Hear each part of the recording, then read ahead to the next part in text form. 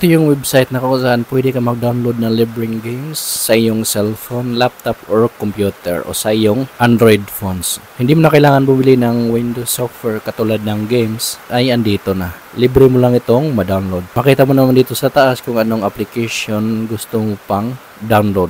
Katulad ng Windows, Mac, tsaka Android apps. Select mo lang ang gusto mo. Pwede ka rin mag-search. So, halimbawa, magsa-search tayo dito sa search bar ng games. Lang natin yung games or application na gusto natin. So, halimbawa, Call of Duty.